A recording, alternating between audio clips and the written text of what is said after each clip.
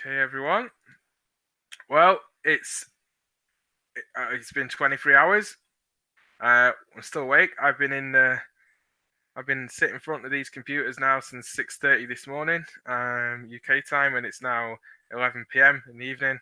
For Walker, it's still the afternoon, but we are joined by Walker Embry on the west coast of the United States for another fantastic layout tour. Now, big shout out to Walker. Walker is a huge model railroader on Instagram and on social media. If you have not seen some of Walker's stuff, I'd be surprised. Where have you been? You've been hiding. You've been socially isolating from Facebook and Instagram for far too long if you've not seen Walker's stuff before, okay?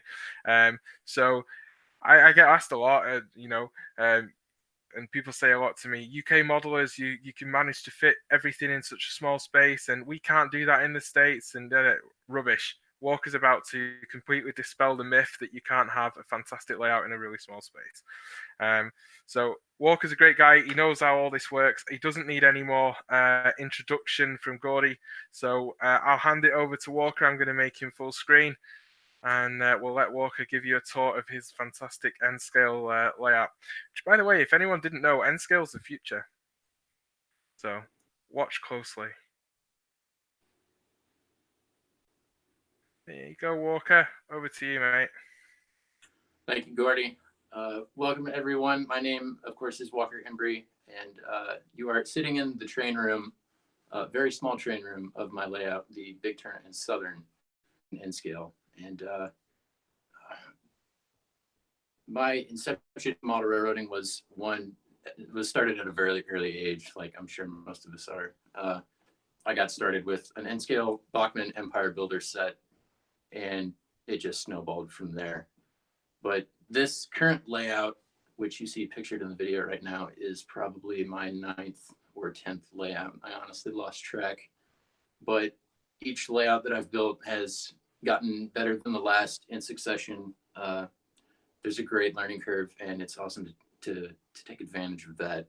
But anyway, we're going to start the layout tour on this last extension, which was actually just finished a mere 24 hours ago. I put the last few bits of scenery on it, and we are going to work our way back and over to the main 4x8, the dual level paging on the bottom. So if I may, bear with me, I will adjust the camera real quick so you can get a better view.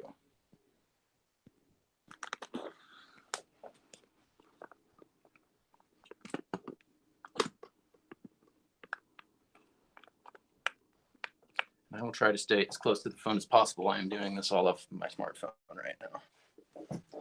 So this is the area known as Blue Jacket on my layout. And before I get started, actually, every location on my layout is fictional. This is all just a big story in my head to go with things. The Big Turn in Southern is, of course, fictional as well. The only true life places that I have tied in are the interchange locations, which is at Blue Jacket. If you look on an MKT map in the northeastern part of Oklahoma, if you're looking at it on an MKT track map, near Veneta, Oklahoma is where I have tied in my interchange to my fictional line. Now, this is the locomotive facility at Blue Jacket. There are some scratch-built structures that put together.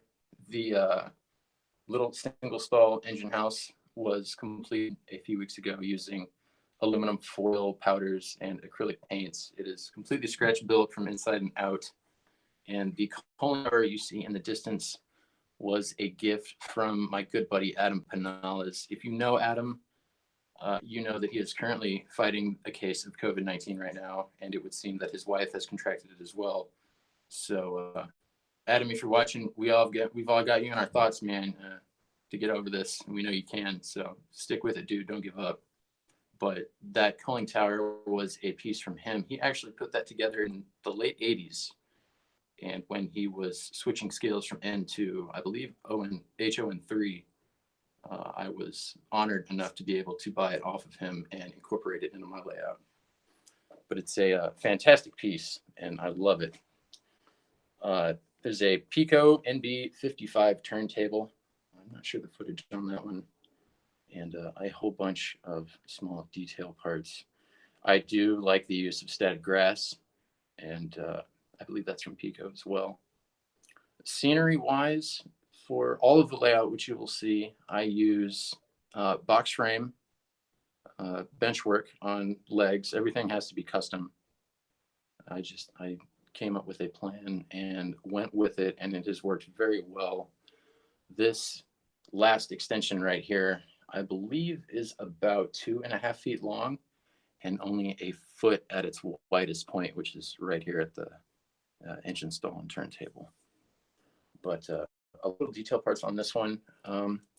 It is hard to try and figure out a scene that you want when you have so little space available. The tree covered back cliff is a mere 3 inches, I think, at its widest, and it is supported internally and externally by plywood. The fascia on the back also helps support it. But if you can come up with a good scene, it's good to fiddle around with what you think you can get away with. In the foreground, next to the fascia, I chose not to do any scenery or small bits because aisle space in here is limited, and I prefer nothing to get bumped or broken off if you were to brush up against it. But that in all is the very end piece, the most recently completed expansion on my Big Turn Southern. I will move the camera down a little bit so we can see the next part.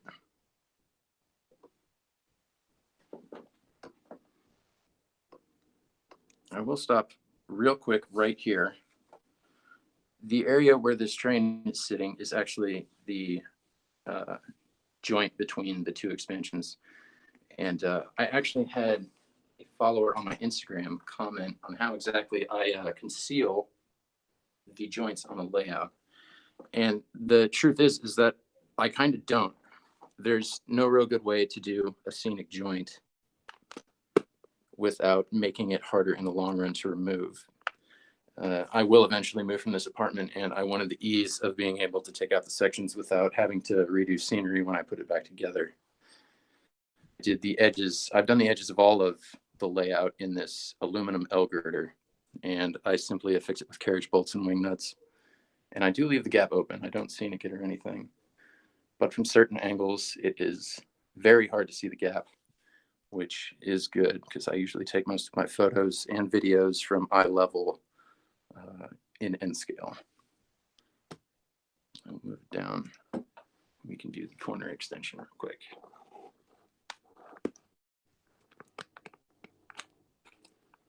Now this is the second to last.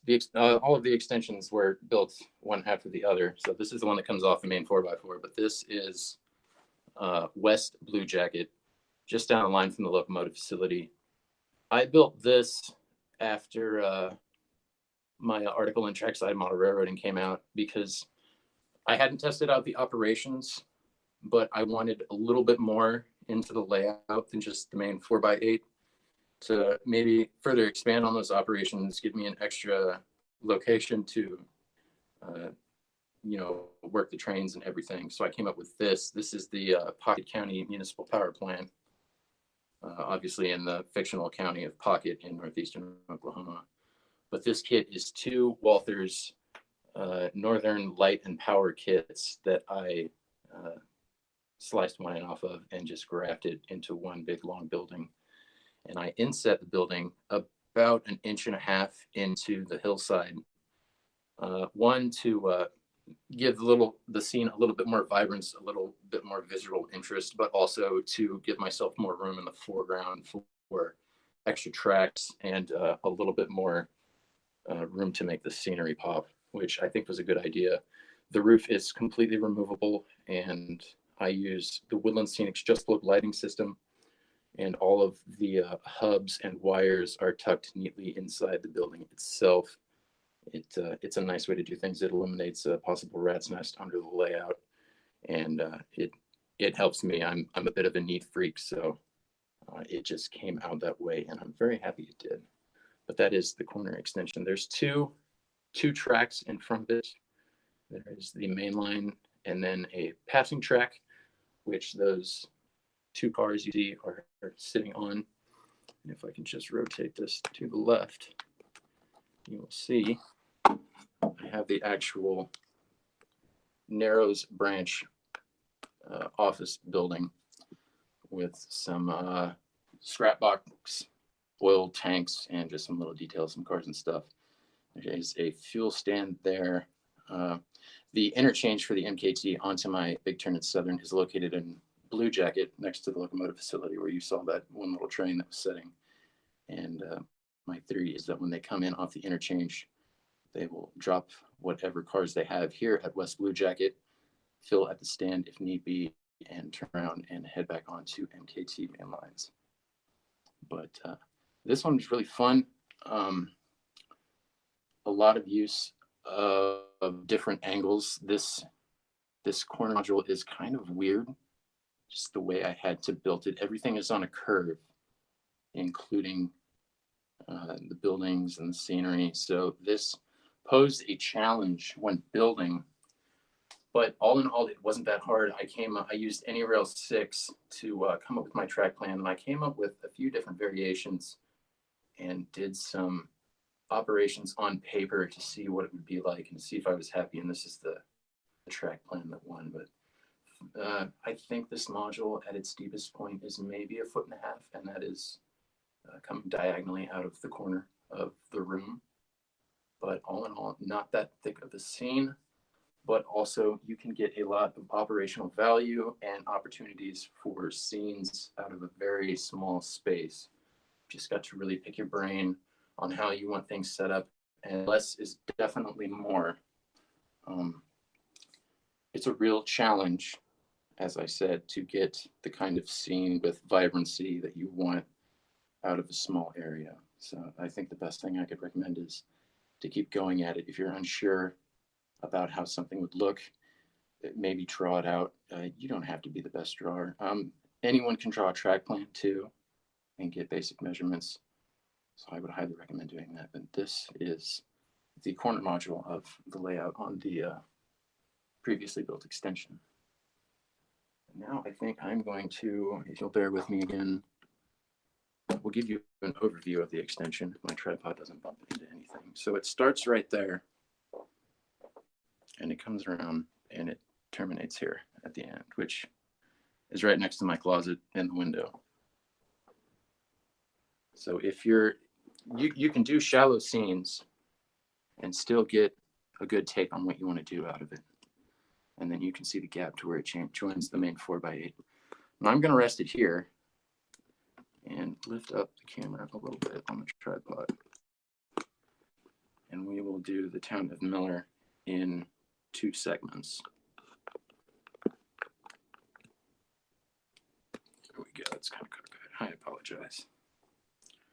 All right. So if we followed the main line through Blue Jacket, we would go way in the background back there, kind of where my finger is. And it goes back around Golly, which we will get to at the very end.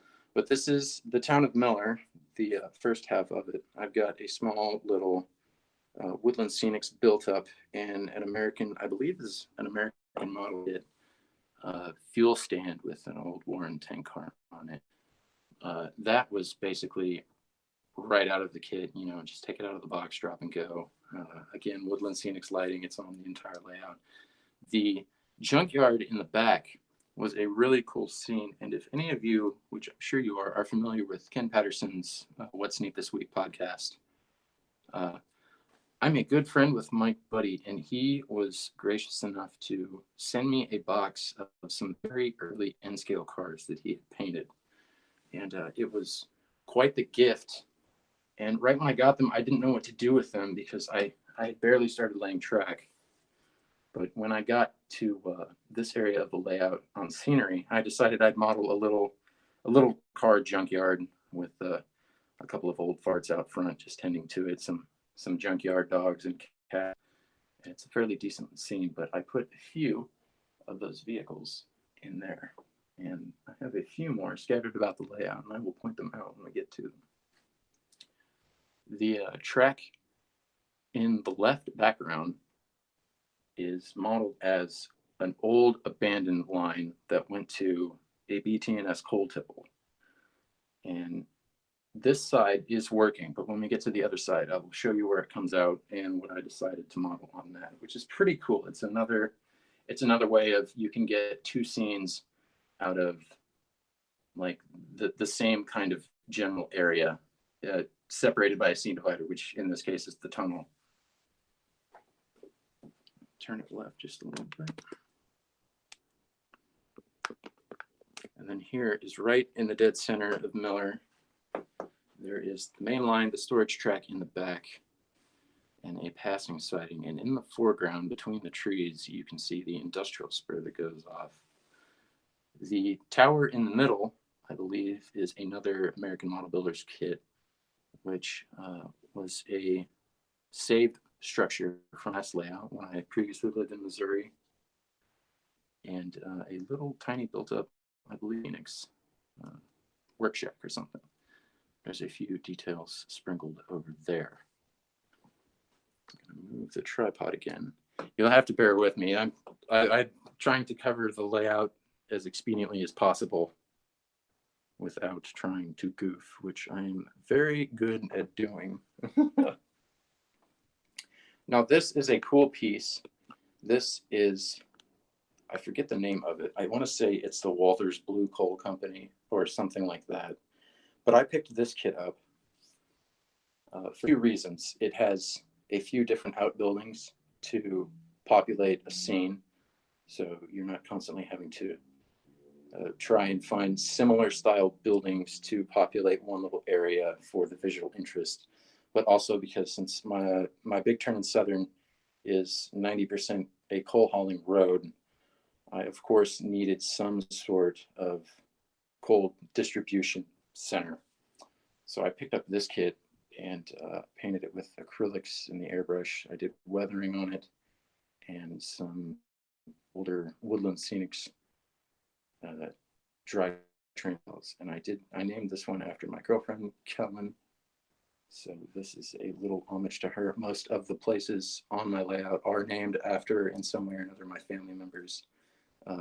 Here, the town of Miller is actually named after my mom's side of the family, the Millers. They live here in Oregon. I moved up here, and so this was a little thank you to them. They helped me get feet, and get to where I am today when I moved up here. But this is one of my favorite scenes. I'm going to lower it real quick and get this little loading ramp right in front. Now this is Sam's ramp. This is an LCL, or light parcel loading ramp. Now I'm sure I don't need to explain to any of you, or at least to most of you, what this is. Back in the day, if you ordered something big, a tractor, maybe some agricultural or farm implements, you could have it delivered by train. And if there was a ramp in your town, you could pick it up at this ramp. I wanted to model one of these because a lot of the photos that I've seen of these, they have been really high in visual interest, a lot of opportunities for scenes and details. And I jam-packed this one with a whole bunch of Woodland Scenics figures, some micro-engineering detail parts, and it is one of my favorite. I named it Sam's Ramp after one of my dogs. But this one, I had a lot of fun. I actually added some old newspaper flyers laying all over the place. Just some, again, these little trackside scenes can really make your layout pop, especially if you're short on space. The fine line, something to look for is try not to overdo it. I have done that on previous layouts. If you populate an area of your layout and it's got a lot going on, you or a visitor's eye will not know what to focus on, and it can cause confusion and ultimately to the scene just being too crowded or loud in a sense. So again, less is more. Now this is a little bit heavier of an area, but compared to the surrounding area, it fits well. Off in the background, the main line goes into the tunnel, which goes down into the Helix. I'll show you that real quick after we take a look at the last structure on this side of the layout. So I'm going to turn the camera again and scoot us a little bit closer. Now this is on the far corner of the layout. This is another Walters kit. I believe this is the charter rail car restoration kit you can buy. Again, just another building that's good for pretty much anything you want to turn it into. I named this one Miller Distribution. I am a huge fan of PBR. If you couldn't tell, I've got one cracked right now, so cheers, everyone. My Uncle Rod was kind enough to buy me this Pabst Blue Ribbon beer sign, and it does light up. I don't ever run it though because it makes an outrageous whining noise. But even though it has nothing to do with coal hauling, I figured it would be a cool homage to him and myself for our love of the brew. I modeled a little beer distribution building. I'll take you over, and this one you may have to give me a minute with you because I've got to raise the tripod up a minute. I will give you all a small view of the Helix. This is, how do I put it, one of the staples of this layout that the people who have seen it still can't seem to wrap their head around as to how I shoved a 2-track Helix inside a 4x8 layout. Now, I do have to kind of finagle this in here because I'm working with limited workspace. But I decided to enclose the Helix in a giant hill. It just seemed like the right thing to do. And it has a lift out top made out of foam. I'll set this over here real quick.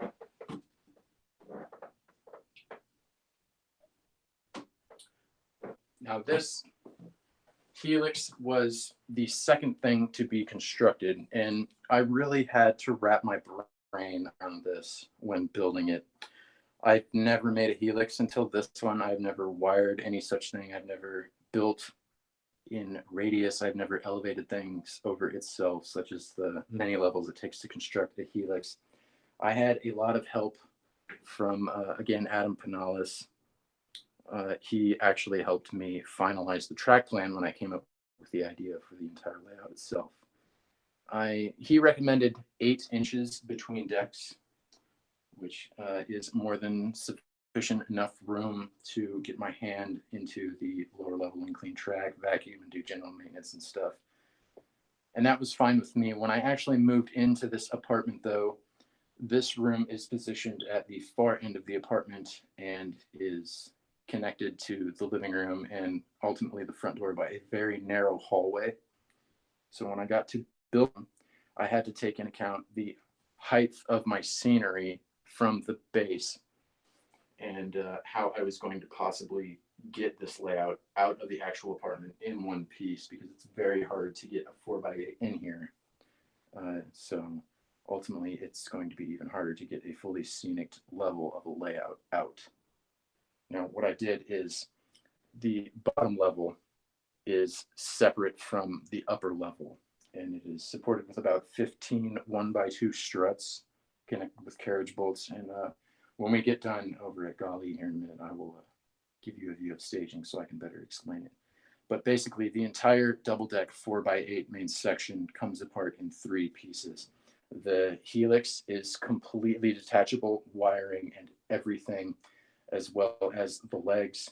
The lower deck, lower level, can slide out in one full 4x8 sheet with about 6 inches of width, and the top scenic layer can come off.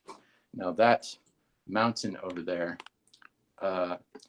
it rises 3 inches up from the base, and then the rest, the top of it, is completely removable.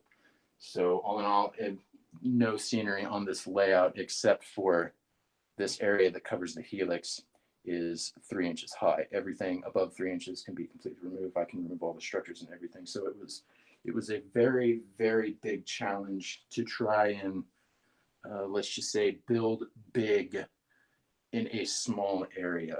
And I think it came out well executed. I did not do this alone. I had many suggestions, comments when I was on social media trying to figure out a good way how to do this. Don't be afraid to ask. If you want to try something new, do as much research as you can. Really dig for an answer. And if it's not there, run through scenarios in your head. But yeah, it was a challenge to come up with this thing. But when the day does come to where I have to move out, I'm about 90% sure I won't have a problem getting this thing out of the apartment in one piece. Time will tell. So I'm going to leave the hatch off, and we will go around. Give me 1 minute because I have my phone hooked up to the extension cord so I can constantly charge it.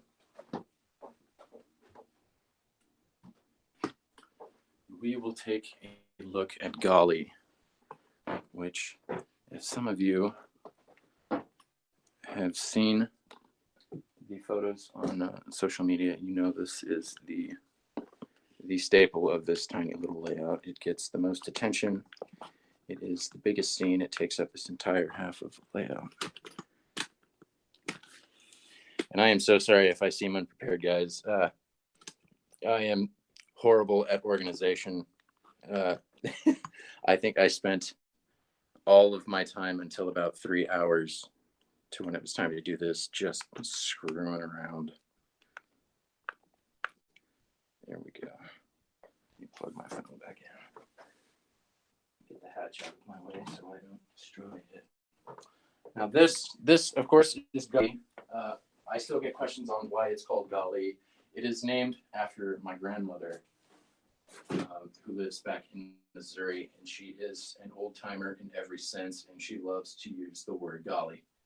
You know, oh golly, golly gee, golly this, golly that. So I figured I would dedicate this whole side of the layout and name it Golly, a play on words, obviously, after her. So this is dedicated to my grandma.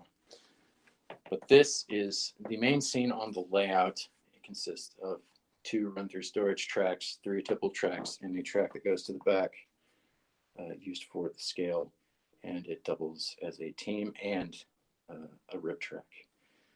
There was a fair bit of selective compression. I don't know, I'm sure some of you who model coal or have been around for a while know how big a coal breaker building is.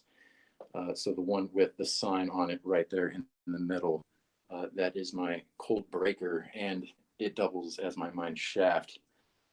And it just wouldn't work because it is so small. But that kit, the bottom half of it is the Walthers Glacier Gravel Company kit, and the mine obviously is a staple in all model railroading of the whole world. The New River Mining Company from Walthers. I think in all my years of modeling, this is probably the 6th or 7th one of those kits that I have built. So they are a staple. I am getting to the point where I'm that person who's like, well, you know, everyone's got one on their layout, so it might be time to change it up a bit. I think if I do build another layout, it will be with a Craftsman kit, something that isn't so generic. But if there are any modelers who are new to the hobby on here, throw that out the window. They are excellent kits. They go together so well, and there's a lot of possibilities you can do with them out of the box. There's a few scratch built things, many detail parts. The scale house right next to the VO switcher, I believe, is a BLMA laser kit. I've got detail parts from Woodland Scenics, from Microscale Engineering, just a whole bunch. There's a lot of titchy stuff too. And if I can direct it over here, up on the ridge, we've got more Woodland Scenics. There are excess coal piles and stuff like that. This is obviously my favorite scene over here. It's the hub, trains coming in, trains leaving loaded, lots of different things to do. I'm still working on operations. I want to give a shout out to my friend Randall Pratt. I don't know if you're watching, dude, but he actually got me on 2 operations, and I am still currently working on switch list jobs for the whole of the layout. But with something this small, I have been making car cards, but I actually got the chance to operate a layout using switch list, so I decided to go to that method instead. Let me try and move the camera, see if we can get some close details of some stuff. I'm going to point it straight down right here to the foreground. Now, a little show. Now, I'm not talking trash, but all you HO guys, we N-scalers can do it too. We can get down on some nice little fine details. Little newspaper leaflets are just some printer paper that I made some marker lines on and then cut them into little squares and crumpled them up. We've got some India ink stained strip wood to replicate used ties, stuff like that. I've got excess coal piles near the scale track, stuff like that. I've got a pipe fitting crew going to town on some metal pipe right next to the stacks of lumber. Lots of little details. Now, again, like I said, when we were over there by the coal plant, less is more. I took a little bit more liberty to go a little more hard on the details here because it is, in its sense, one big scene, and there is a lot of space to fill, considering this is one whole side of my layout. Move the camera behind. Now, the important thing is when doing a scene to not forget the back. And this is one area that I actually need to fix. It looks a hair barren to me. It could use a tiny bit more vegetation, maybe some trees where the tracks end to mask the transition from grassy ground to the hillside.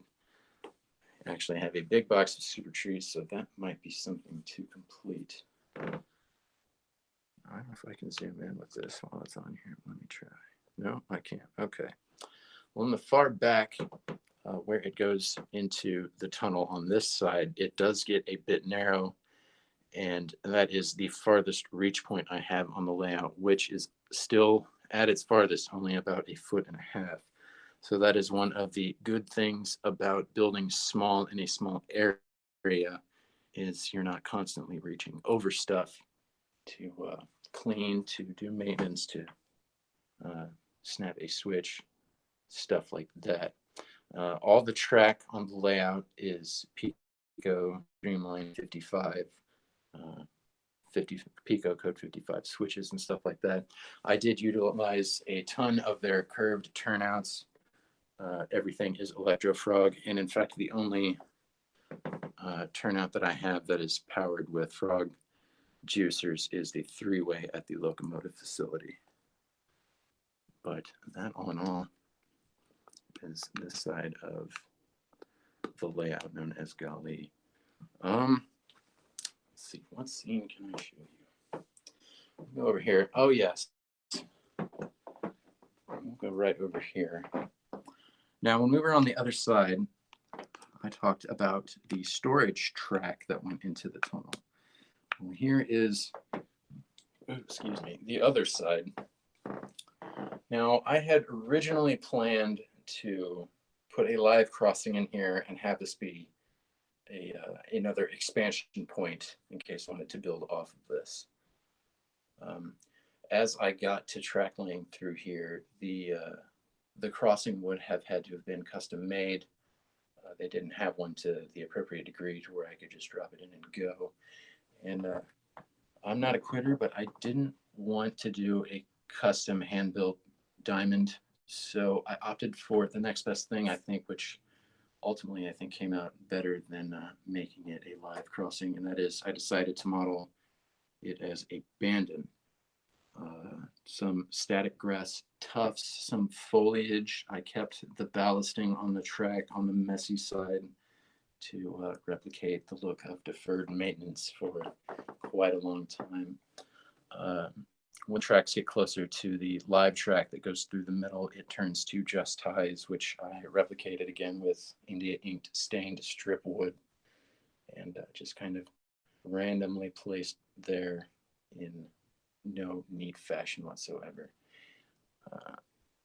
10 points if you can spot the old abandoned speeder car next to the tunnel portal. I can't see it very well. It looks kind of hard to see. But this right here is one of my favorite scenic areas. Devoid of people. I would like to get some wildlife because this is a very beautiful scene in photos that I have taken of it. We will actually drop down and I will show you the staging. Give me 1 minute to finagle with this dang tripod again. Whoops.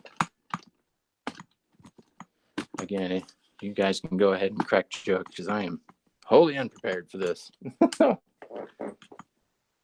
I was too busy drinking beer and watching TV.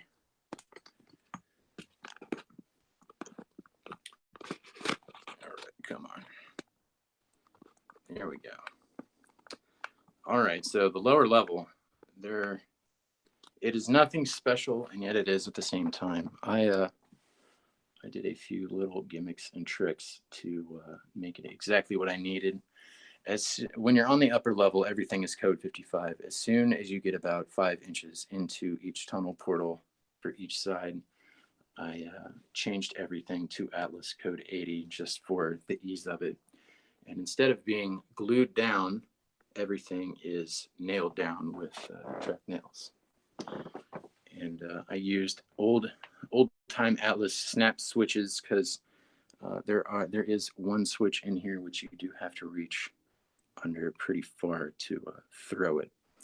But everything is very lightweight. The floor on this level is, I believe, only 1/4 inch thick, which cuts down on the weight, which now that I look at it, I could have gone thicker. There are some very slight bows in it, but I think that's just because of the heat and humidity. But ultimately, I have not had a problem. I have yet to have a single train derail on the layout since I started laying track and building it. You can see all of the struts on there that are used to support the upper level. They are all held in with wing nuts and carriage bolts. Very easy. When I got everything completed, I assembled it and I took it apart and assembled it a second time to see how long it would take me. And I think it was only around an hour and a half to completely disassemble the layout. Now, nothing was scenic yet, and I had barely any track laid out on the top level. So it might be a hair bit longer, but the order is I unscrew the fascia panels. There's 8 of them all together. There's 2 on the long sides and 1 on the back, so actually 6. You unscrew the fascia panels, and then with the help of a friend, undo the struts on the top side, and you can lift the top level off and undo the wires. I have all the wiring that comes to one terminus. Even though you can see wiring hanging down now, that is just for the Just Plug lighting system. All of those can be unplugged with ease. And then after that, you can completely remove the struts, turn the layout onto its side in this tiny room, take the legs off, and then you can slide the lower level out pretty easily. So I'm dreading doing it eventually, but the day will come. So when putting this thing together, I tried to design it to make it as easy on myself as possible. But yeah, hopefully it will not be that bad. So building in a small space, you know, I never really thought about it. Coming on here, I never really thought about what I would say about it, but it's not super hard, but it's also not super easy sometimes. It really all depends on what you want to do, how extravagant you want your layout to be in the space provided. I could have easily just done a small 4x8 single level layout with no extensions. I could have put, you know, a 1x8 switching layout on one of the walls and called it good and had the rest of the room to do something else with. But As we know, more train running equals more fun, at least to some of us. And I do like a good challenge, so this in total is what I came up with. Now you can see the Helix in the background. The Helix is, I've never really measured it. I want to say it's around a 3% grade, but it is 2.5 turns to the top. And the track plane itself is basically a dog bone with a twist in the middle, the twist being a helix. And I modeled the staging in 2 parts. On this side is Commerce Mine, another part of the BT&S, of course, offside being in staging. Let me turn my camera real quick again. I've actually got an empties right here ready to go back up to Miller. Put this over here. Now I have the 1 main track that comes through, and then 3 run through storage tracks, or the actual staging. On this side is Commerce, and I will usually end it right in the middle. And on the other side is Welch Mine, which is the 3rd and final mine, not modeled on my fictional line. Basically, you can use it as run-through staging. You can use it as point-to-point. Again, I'm still working on the operations, so I'm not exactly sure on how I want to do it. I've always got something else going on, and I never get to really experiment with it. My friend Randall is my operating buddy. He's come over and he's ran one of the jobs I came up with to great success. It is a keeper. It is called the PMPC turn, a loaded train that goes out to the power plant and switches out and then returns with empties. Very fun. That operation takes about 45 minutes to an hour if you use scale speeds. Randall, he went zooming through it, but that's okay. We will go over to the other side of staging real quick. Unplug my phone.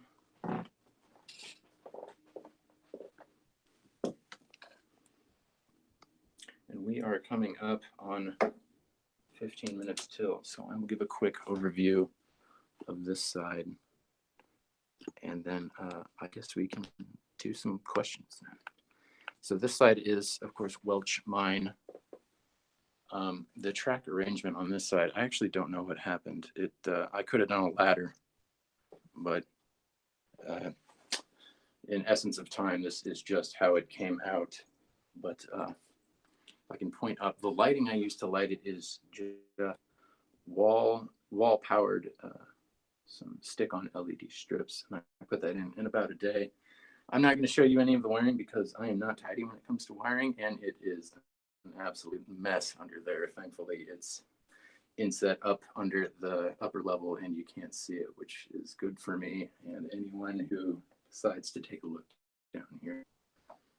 But all in all, that is the lower level of the staging. I'm going to, I guess I'll put the tripod up real high and sit in front of it, and you guys can ask me questions if you would like. Adjust my tripod real quick. Get the legs out.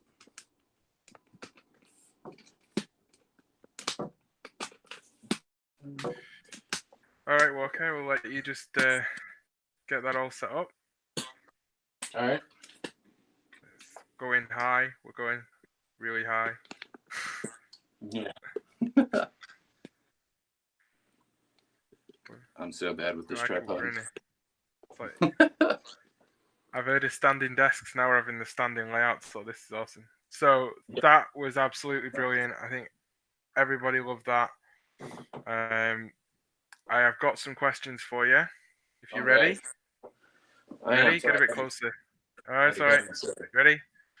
I am. Look at that. It's like a walker for scale. Okay, so question number 1 from both Rob and Andy is, what's the grade on the Helix and what are the radiuses? The grade on the Helix, I've never actually measured it.